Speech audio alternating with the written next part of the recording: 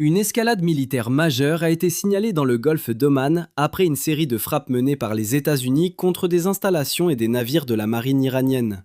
Selon des informations diffusées par le commandement central américain, les opérations se sont déroulées sur une période d'environ 48 heures et ont entraîné la destruction d'une part importante de la flotte navale iranienne présente dans la région. Les autorités militaires américaines affirment que plus de 25 navires iraniens ont été détruits ou gravement endommagés au cours de cette campagne. Les événements interviennent dans un contexte de tension accrue entre Washington et Téhéran, marqué par des attaques et contre-attaques visant notamment des bases militaires américaines. D'après les communiqués diffusés par le commandement central des États-Unis, l'opération a visé en priorité les capacités navales iraniennes stationnées dans le golfe d'Oman et dans plusieurs ports stratégiques de la région. Les responsables militaires américains indiquent qu'au moment du début des frappes, la marine iranienne disposait d'au moins 11 navires de guerre déployés dans cette zone maritime. 2 jours plus tard, selon la même source, aucun de ces bâtiments ne restait opérationnel dans le secteur. Les autorités américaines présentent cette évolution comme la neutralisation quasi totale de la présence navale iranienne dans le golfe d'Oman.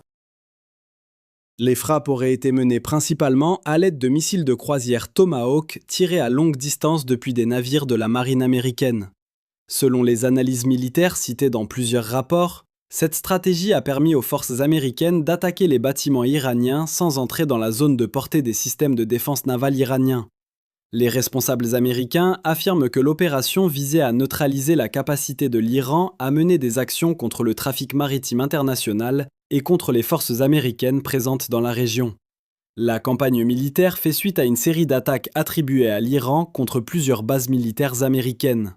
Washington a déclaré avoir observé ces attaques et a annoncé une riposte directe visant les capacités navales iraniennes. Dans les déclarations officielles, les responsables américains expliquent que la destruction de la flotte engagée dans le golfe d'Oman devait envoyer un signal clair au gouvernement iranien, indiquant que toute nouvelle attaque serait suivie d'une réponse militaire plus large. Les images satellitaires diffusées par plusieurs médias internationaux semblent confirmer l'ampleur des destructions. Des photographies prises au-dessus de ports iraniens montrent des zones portuaires recouvertes de fumée noire et plusieurs navires endommagés ou en feu. Parmi les bâtiments mentionnés figure l'Iris Makran, un navire de grande taille utilisé par l'Iran comme plateforme de déploiement avancé. Ce bâtiment, ancien pétrolier transformé en navire militaire capable de soutenir des opérations aériennes avec des hélicoptères, aurait été touché alors qu'il se trouvait à l'ancre dans le port de Bandar Abbas. Selon les données techniques publiées dans les analyses navales, l'Iris Makran figurait parmi les plus grands bâtiments militaires de la région, avec une capacité de déplacement estimée à environ 120 000 tonnes. Les images satellitaires montrent des incendies et une importante colonne de fumée s'élevant du centre du navire après les frappes. Des rapports indiquent également que d'autres bâtiments, dont des corvettes et des sous-marins d'attaque, auraient été gravement endommagés lors de l'opération. Les installations navales situées à Chabahar et à Konarak ont également été mentionnées dans les rapports d'évaluation des dégâts. Une corvette de classe Jamaran, équipée de torpilles et de missiles anti-navires ainsi que de missiles air-sol, aurait été touchée alors qu'elle se trouvait amarrée dans l'un de ses ports. Ce type de navire était considéré comme un élément central de la stratégie navale iranienne. Les sources militaires indiquent que plusieurs bâtiments de cette classe étaient stationnés dans la région au moment des frappes. La destruction d'un autre navire majeur, l'Iris Shahid Bagheri, est également citée comme l'un des coups les plus significatifs portés à la marine iranienne. Ce bâtiment, présenté comme l'équivalent le plus proche d'un porte-avions dans la flotte iranienne, aurait été utilisé pour le déploiement de drones destinés à surveiller ou à menacer des bases américaines et des pays du Golfe. Comme l'Iris Makran, il s'agissait d'un navire commercial converti en plateforme militaire. Les images diffusées par les médias spécialisés montrent que les installations portuaires autour de Bandar Abbas, où plusieurs navires étaient ancrés jusqu'à la fin du mois de février, ont été fortement touchées par les bombardements. Les analystes estiment que ces pertes représentent un coût majeur pour la stratégie maritime de Téhéran. Selon les premières évaluations, l'Iran aurait perdu une partie significative de ses capacités navales opérationnelles dans la région. Cette opération s'inscrit dans une confrontation plus large entre les États-Unis et l'Iran autour de la sécurité maritime et du contrôle des routes commerciales du Moyen-Orient. Depuis plusieurs décennies, l'Iran est accusé par Washington et par plusieurs pays occidentaux de perturber la navigation dans le golfe d'Oman et dans le détroit d'Ormuz, l'une des principales voies de transit du commerce mondial du pétrole.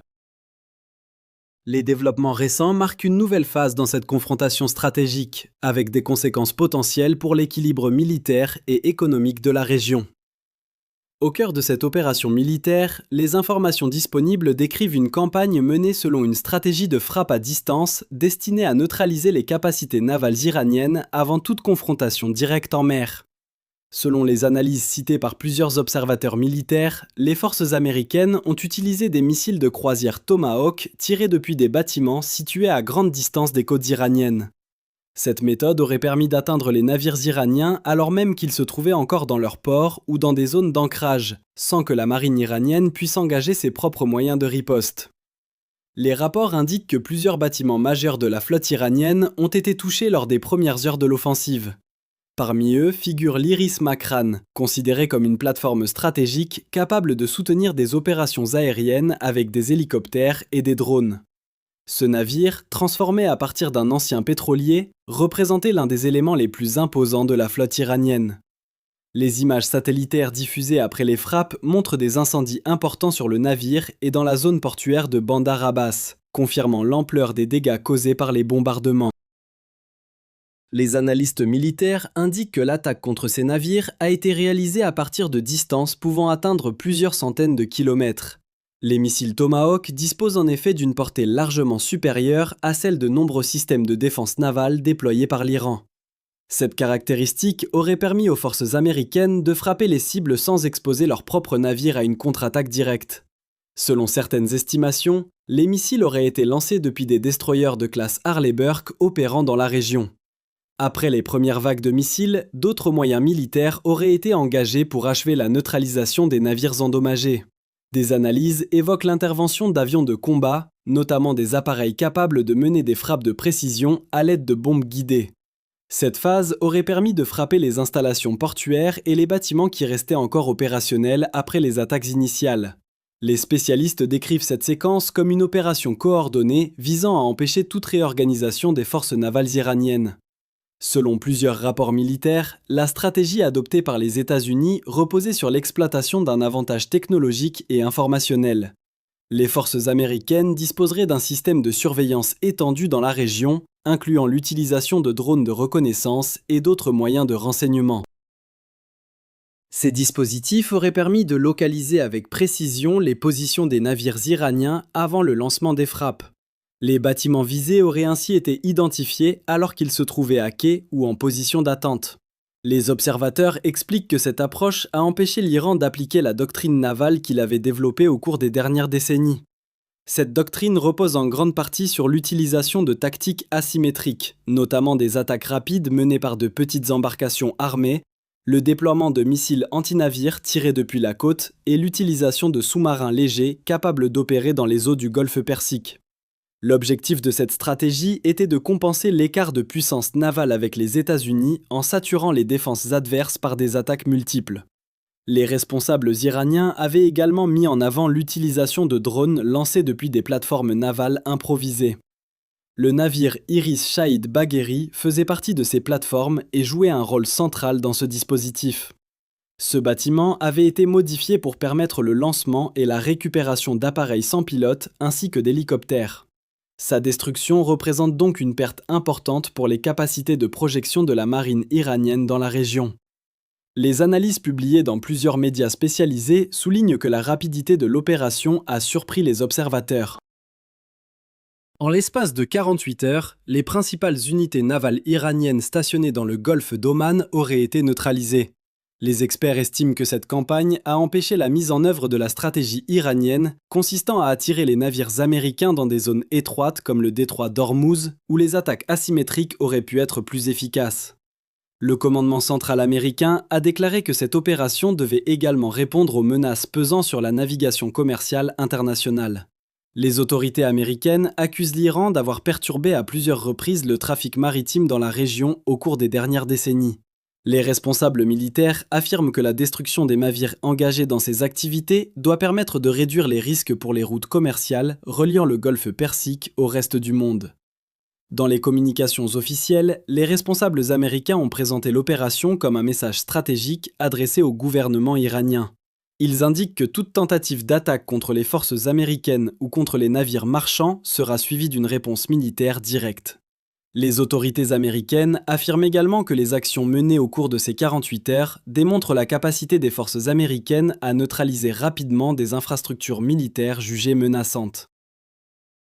Du côté iranien, les informations restent limitées, mais les dégâts constatés dans plusieurs ports suggèrent que la flotte stationnée dans la région a subi des pertes significatives.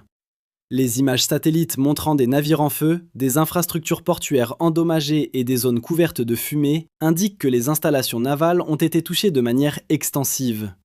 Les analystes estiment que la marine iranienne devra désormais réévaluer ses capacités opérationnelles dans le golfe d'Oman et dans les zones maritimes voisines.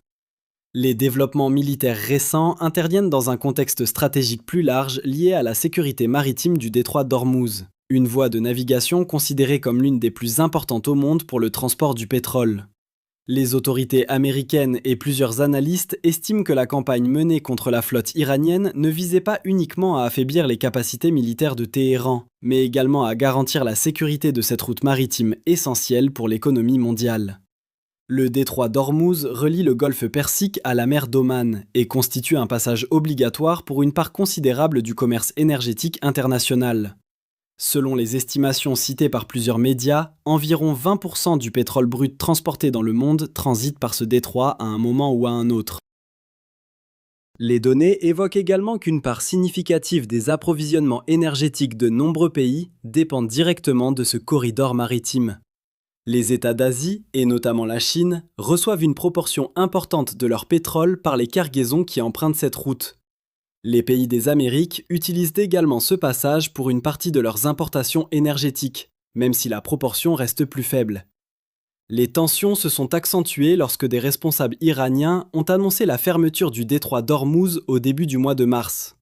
Selon les déclarations attribuées à Ebrahim Javari, conseiller principal du commandant des gardiens de la révolution islamique, les forces iraniennes étaient prêtes à ouvrir le feu sur tout navire tentant de traverser la zone. Dans ces déclarations, il a également été évoqué la possibilité d'attaques contre des infrastructures énergétiques, notamment des oléoducs, ce qui aurait pour conséquence directe de perturber davantage les marchés mondiaux de l'énergie. Les responsables iraniens ont également évoqué la possibilité d'une hausse importante du prix du pétrole en cas de blocage prolongé du détroit. Certaines estimations avancées dans ces déclarations évoquent un prix pouvant atteindre $200 par baril dans un scénario de perturbation majeure des exportations. Les spécialistes soulignent cependant que ces affirmations relèvent en partie d'une stratégie de pression politique et économique, visant à rappeler l'influence que l'Iran peut exercer sur l'une des principales routes énergétiques du monde. Les analyses d'experts indiquent que l'Iran a longtemps misé sur sa capacité à exercer une pression indirecte sur le trafic maritime dans la région.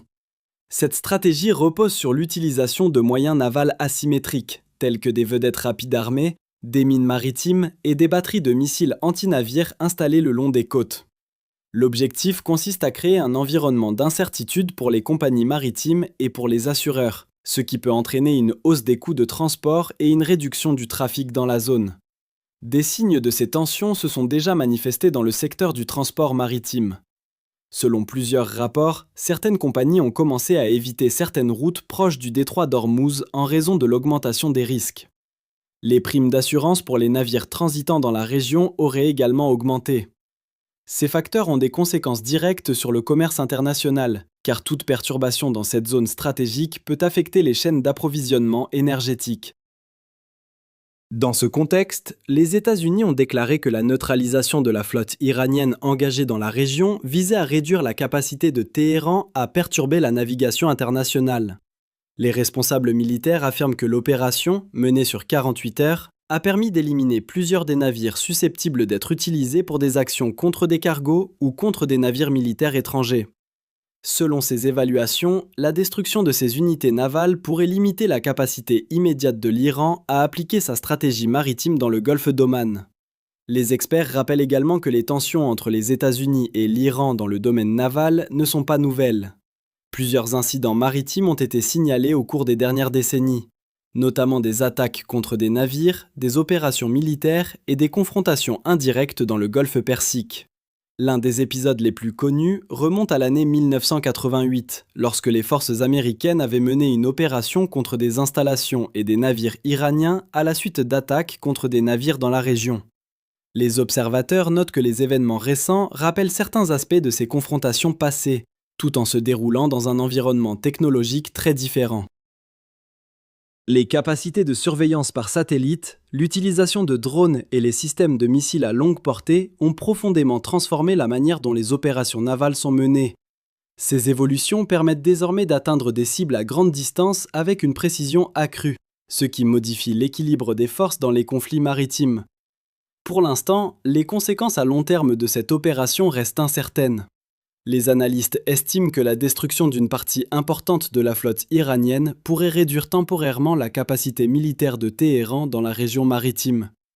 Cependant, la situation politique et militaire dans le golfe Persique demeure instable et de nouvelles tensions pourraient apparaître en fonction des réponses que les différents acteurs décideront d'adopter.